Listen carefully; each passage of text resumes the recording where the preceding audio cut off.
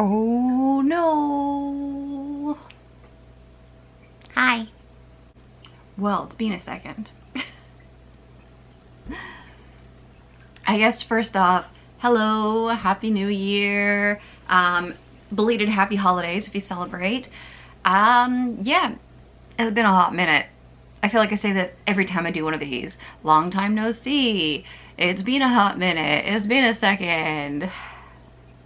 Honestly, it gets embarrassing doing these videos. So it's time for the, oh no, I haven't made a video in a while, so let's do a life update video. This has absolutely nothing to do with YouTube sending me an email this morning saying you're gonna lose your partnership because you haven't been making videos. Well then. So what have I been up to in the last year and then some? Oh my gosh, has it been that long? Well, first and foremost, obviously, I turned 40.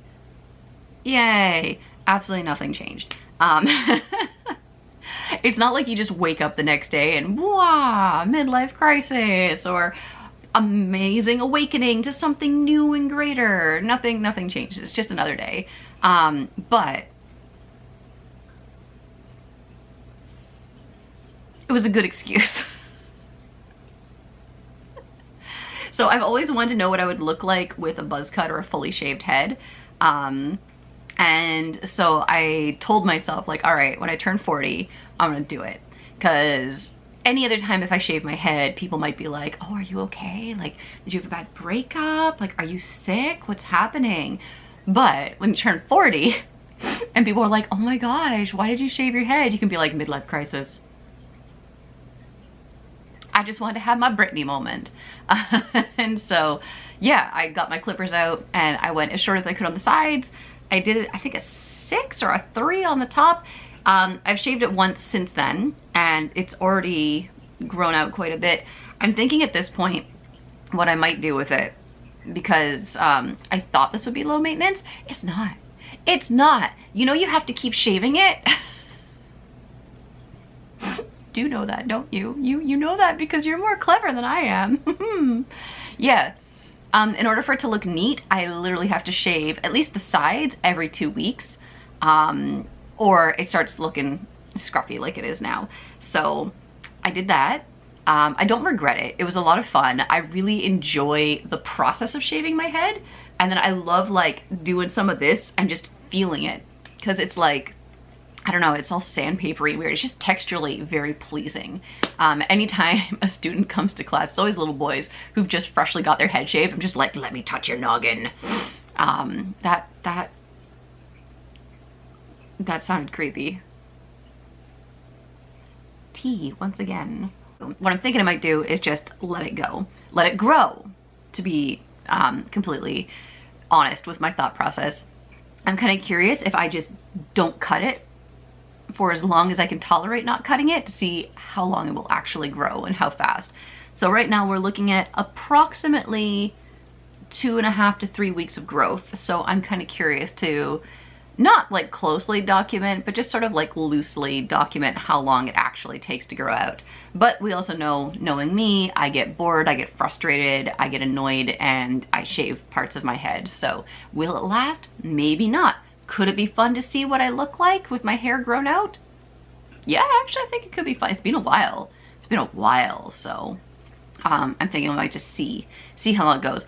Also kind of curious to experiment with some of the hair growing treatments I've seen on TikTok, like rosemary oil, rosemary water. I think I saw someone saying rub castor oil in your head. I don't know, but I mean, it's hair, it grows back. I can always just shave it if I don't like it. So other than turning 40 and shaving my head, what have I been up to? Lots of knitting, more crochet than before. I've been really enjoying working on crochet, and I keep picking up random little odds and ends of things to try. I started doing some English paper piecing, which, if you don't know, it's a type of quilting where you use sturdy cardstock or cardboard, you know, fairly thick paper that will hold its shape, cut it into the geometric shapes, and then baste fabric over it before sewing the shapes together to quilt. I've always wanted to try making a quilt, never successfully done it. And I saw someone on TikTok explain the process of English paper piecing pretty clearly. So I decided, you know what, let's go for it. Let's give it a try. Very, very excited about that. I still want to do so many more things, but as usual, mental health, but we'll talk about that later. Other things I've been up to, I've been reading way more manga in English and Japanese, really, really pushing myself to try and read more things in Japanese, which is another thing I want to talk about in a little bit. I guess the only other really big exciting thing is, of course, Nuga, my beloved baby. You can't see him right now, but he is behind the camera in his little apple pretending I don't exist. He's really opened up over the year and 2-ish months we spent together. I got him on September 25th of 2022. He's really opened up. He blossomed a lot. He plays more. He likes to get pets. Still not a lap cat. Still can't be picked up. He's very tsundere. Like he's always yowling at me. Not like angry yowling, but just like "Rawr!" Like that kind of howling, yowling, meowing at me with rage and anger. And he will chomp me with warning chomps when he's tired of my bullshit. Never breaks the skin though. Like it's always just like a hey, stop. It's really cute. It's really sweet. So he's doing pretty good. He's doing well. Lots of playing. He's very mad at me right now because I adopted a second cat. All right. Second kitty. His name is Goo. He is a big, beautiful orange tabby. He is an 8-month-old kitten. And basically my thought process was I was noticing with my mental health deteriorating again, because you know, it goes like this. It's not a roller coaster, it's more like waves, but I only have limited space on the screen here, guys, okay? So with that plus work hours, I'm often really, really exhausted. Even when I'm waking up in the morning first thing, I'm just like, oh, can't function. Get home from work and I'm like, oh, can't function. And Nuga wants to play. He needs affection and he needs play. But I still have to do my things too. I still need to like cook and prepare and eat meals. I need to clean. I need time for reading. I need time for knitting, other crafts. I want to spend more time on other things like making videos, streaming. And then I just get overwhelmed by all these different things I need to do and nothing gets done. Or one thing gets done. So Nuga was being neglected, if I'm being completely honest. I know other people might say I'm being too hard on myself, but like he wasn't getting as much attention and playtime as he needed. Very easy for me to do, oh, I can scroll on my phone and read a book in one hand and pet cat with the other. So affection was easy, but playtime he was getting neglected on, and that's not good for his health in the long run. Plus, you know, I work long days and he was lonely. So I decided, let's get a second cat. Chose Goo because he is still a kitten, but not like a tiny kitten. Like he's 8 months old. He's, you know, somewhat well established in who he is. He still wants to play a lot. And his description said that he's shy of people, but he loves other cats. Oh my gosh, he loves Nuga. And Nuga hates him. It's so tragic. So right now, Goo is segregated in a cage in my bedroom, the same cage that Nuga started in. It's quite large, so don't worry, Goo is okay. But anytime Nuga comes in the bedroom to investigate, Goo's just like, brother, brother, hey, brother, I love you, let's play. And Nuga's just like, it's so cute and so funny. So Goo has been with us since Christmas Eve. I think we've had some pretty good progress. At most, Nuga hisses once when he goes up to try and interact with Goo, and it's usually because Goo's being a little too much. I've noticed if I get Goo playing so he's distracted, it's a little bit better for the Noogs. Yeah, fingers crossed, all of them, that when I go back to work, the two of them get to know each other a little bit better, and we can start working up to letting Goo wander around the whole bedroom. I can try closing the bedroom door, just leaving a little slit and having one cat up, one cat down. Maybe I can try room swapping them eventually. But it's gonna take time. I'm expecting it to take like months before I can have them both out and about in the same room. Because I'm pretty sure Goo is gonna chase Nuga all over the house. He really loves Nuga. besides the 2 cats and keeping my hands and hopefully my brain as busy as I can be, I said my mental health is doing one of these at the moment.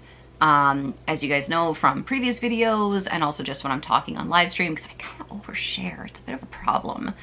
I struggle with depression and anxiety, and with the whole COVID situation and then spending way too much time online on TikTok and such, I've noticed that not only is my mental health gone down, but also I'm starting to line up more and more symptoms with things like ADHD, or it could just be trauma. There's really no way of knowing. And being in Japan with my Japanese level, it's not very easy to find a doctor to get assessed and then figure out what to do. So I've been procrastinating. It's like, if you've got phone anxiety, you would understand. Try taking your phone anxiety and then add having to speak a language you're not confident in, using vocabulary you don't understand. Plus, with Japanese, there's keigo, so if I call a clinic, they're gonna respond to me in this very high, elevated, polite Japanese that's even more difficult to understand than normal. And then you're trying to talk about a sensitive issue like, hey, I wanna try and figure out whether or not I might be a little neurospicy, and whether I am or am not, I think I might need some sort of medication to help me function in my daily life. Because I used to be on antidepressants and anti-anxiety medication, so I should get back on that for everybody's sake. But like I said, anxiety, really, really hard to call and make an appointment, so I've been procrastinating. But I think I'm at the point in my head where I'm like, A, I need to ask for help. If I don't ask for help, I'm not gonna get it. And B, maybe I can't get assessed and diagnosed properly here because of the language barrier. But if I can talk to a doctor, because most doctors here are actually fairly okay with letting you try medications, as bad as that sounds. But if I can find a doctor who's kind and cooperative, I can be like, hey, I think this might be going on. Can we just try whatever like the lowest dose, least invasive concept is here and just see. And if ADHD medication helps, I think that we'd have an answer without having to go through an assessment and diagnosis process. If it does nothing, then we know that's probably not the issue, or we try a different one. But yeah, that's where my mindset is now. It's just a matter of following through and actually making an appointment somewhere and then seeing what happens. And that's a whole bunch of steps in progress. And then there's so many other things, like I haven't seen a dentist in forever, I'm trying to keep up with like other health appointments. It's just, oh, it's a lot. But I think if I can get the mental health on track, that will help with getting the other things on track. It's way easier to commit to knowing that I'm gonna have to go to a dentist every other week for a few months, because I know that's what's gonna happen if my mental health is good. But it's an exhausting concept for me right now. So besides all that, obviously I mentioned reading more manga and trying to push myself to read manga in Japanese. If you are on my Patreon, which I think only 2 people are, so I need to work on that. I mentioned a couple months ago now that I've been working on not just reading more manga, but coming up with like my own little mini system and some scripts to actually do manga reviews. But specifically for people who are trying to learn Japanese like me. And I'm hoping that'll go well. I'm hoping to try filming one before this holiday is over. Please, brain, please let me do this, because it's an idea I'm excited about, and I hope you guys will be excited about it. Because I want to talk about like what manga I enjoy and why I enjoy them, but also like, this is good for language you can use every day. This will be really easy if you're just a beginner. This is more difficult, but the challenge would be good for you. Avoid this one at all costs. Here's a guilty pleasure. Here is an impulse purchase that I regret. Those kinds of things. And I hope it will be helpful and informative to other people who are trying to learn Japanese and want to improve it. But also maybe if you're just interested in Japanese manga, you might hear about a title or a story that you like, and you would go find the English translated version. If that exists. I know there's often illegal pirated scanlations of things, but better to get the real thing if you can. And I guess that's really about it for now. Looking ahead to 2024, I mean, it's already January 3rd at this time of recording. I'm not really sure where I'm going or what I'm doing. As I mentioned, I think the last time I did one of these update videos, I just have like a lot of fear of failing at things, fear of committing to something and then realize I've wasted time and money investing in it. And all of that has just been keeping me frozen in place and not moving forward or doing anything. So I've been taking little baby steps, trying to push myself in the right direction, trying to actually save some money. Because let's be honest, I like this cute little house I'm renting, but it's not big enough for me and 2 cats and some of the things I want to do with my life. So I really need to save up so I can actually get a bigger home. I would like to have my home. I really want to have my own house that is mine, not have to worry about rent and landlords and all that. And have a garden and build a catio. Like, I have all these ideas in my head of things that I want, and I'm so scared I won't be able to achieve it that I make no effort to move towards it. So I'm hoping to just keep taking my little baby steps and making my way there, and hoping, of course, that I can be more committed to this whole YouTube thing. I still stream on Twitch sometimes. I'm trying to upload videos of the cats on TikTok. Just trying to find anything to generate some sort of a second revenue stream, because let's be honest, life is expensive and I'm never gonna make any more money at the job I'm doing now. So, and I don't have a heck of a lot of energy to go finding other things to do. So YouTube, please don't take away my partnership program yet. I know I haven't been making videos, but I'm trying. I'm gonna try. Let's go. So life is stressful. This old noggin gets the better of me. But what I'm really hoping to do, as far as YouTube specifically goes, is to make more videos and a variety of videos. So little bloggy life update videos, show you the cats, do some little manga reviews like I was just talking about, still do some Pokemon card stuff when possible, but that's not the best investment of my time, unfortunately. Not time, money. Boxes of Pokemon cards are expensive. Like, to be completely honest with y'all, if I could upload a video or do a stream and make enough money to cover the cost of a box with that one upload or video, stream, whatever, then I would have no problem doing it. But I don't make a return on these things to match the cost invested. And yeah, 6,000 yen for a box of Pokemon cards, that buys a lot of cat food, that buys a lot of kitty litter, that pays my bills, so I have to be a little bit smarter in how I'm spending money. I would also like to talk about my crafting things and show some of the things I'm working on. I just don't know yet how to make those kinds of videos and make them interesting, but I want to try, so at least I'm putting something out there. It always feels a bit arrogant for me and weird to make those kinds of things. Not just crafting stuff, but just even this kind of video right now, because it feels very like, oh, you are here for me. I'm the product. And I don't feel worthy of that level of attention. Like, I know I'm a supermodel, but I'm not. I'm really not. I know I'm not a conventionally attractive person. I know I'm not young. I know I'm not super duper like funny or interesting. Like, I'm just me. And if you like me and you like hanging out with me, then this will be the content for you. But if you don't and we don't vibe, then we don't vibe. I'm not gonna put on a show or a face to try and win people over. But at the same time, I understand that I do need to self-promote and ask people to do all the things, you know, the like, comment, subscribe, notification bell, sign up for this, sign up for that. I know I need to do that if I really want to make something of this, but it just feels, it feels like I'm trying to sell a product that I don't believe in. And I'm hoping this year that I can believe in myself more. And I hope maybe, if you wouldn't mind, you might believe in me too.